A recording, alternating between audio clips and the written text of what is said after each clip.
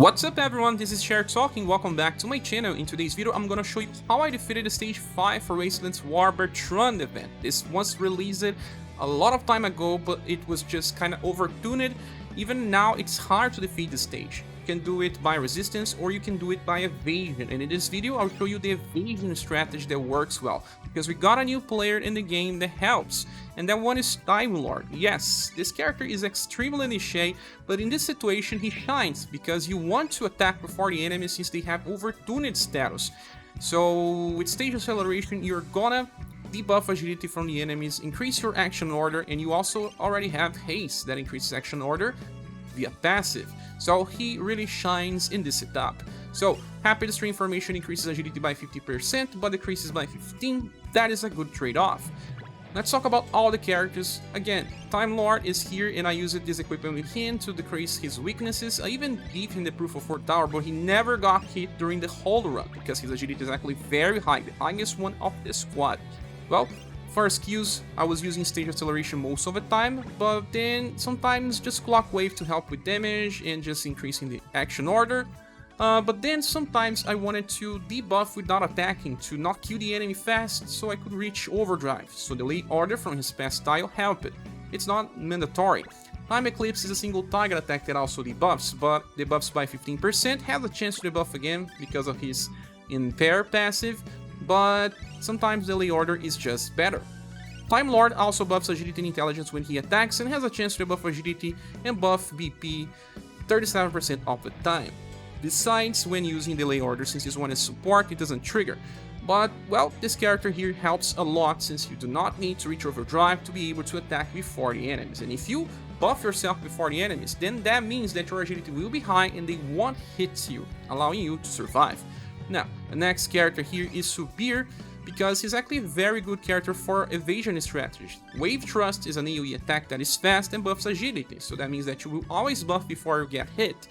And he can use at least every 2 turns. Sometimes if you stack a lot of PP, he would just be able to use this plenty of times. The equipment that I'm bringing is Meteor Armor, Genjin Gauntlet, and all other characters will have the Gold Feather Charm in order to just increase the resistance against status ailments, since some bosses will be able to inflict.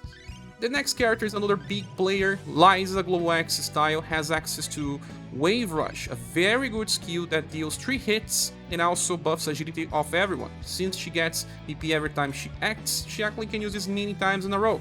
Not to say that she can use the On Your Mark skill to increase her damage and defense right on start of the fight. She's the best damage dealer and even heals when she attacks. Liza is very awesome. Let me show you the equipments I use in Power Suit and the Matriarch Boots.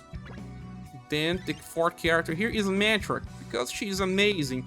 Well, to be honest, you could just use the UDX version of Matriarch that has higher agility, because I even used that one to reach the highest agility available. So I brought the Pitch Black Armor and also the Meteor Gauntlets. She's gonna use the Pin of Victory all the time, and if someone gets hit, I can use the Pin of Protection, but I don't have any Reviver on this party. Then the last character is Noah's daughter, and she's here on double duty. She's actually awesome because of Water Festival that I inherited from her first style, but not just that. Actually, you'll be using Trick or Treat Carnival on bosses or enemies that have ailments, so that you debuff their status to help evade support skills, or even some of these skills that have high chance to inflict. On stage number 8, there is an enemy that tries to inflict Berserk and other stuff, and the buffing intelligence with at least Noah's daughter is better than just buffing agility with everyone. Also against Bertrand, in the end, you need to debuff his will in order to keep debuffing with you if you want to debuff Dexterity.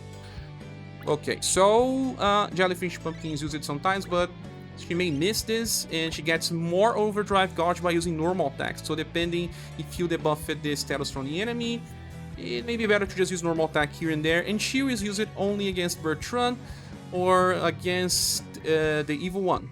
Now, the equipment that I brought was the Sun Robe and the Quicksilvers. That is it.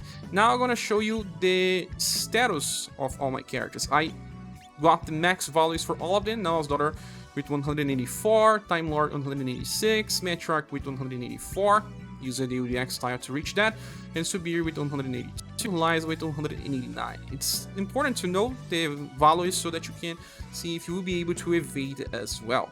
With all that said, in this run I only got hit 3 times, ScherBR got hit once and Meteor got hit twice. She even got paralyzed right in the end, but then the remaining characters had so many skills available that they managed to fix the problems. She went back from paralyzed, helped it out in the end, and we killed it without many problems. Actually, this party won in the first try after I uncapped all of them to max agility. With all that said, thanks so much for watching. You see this run right now.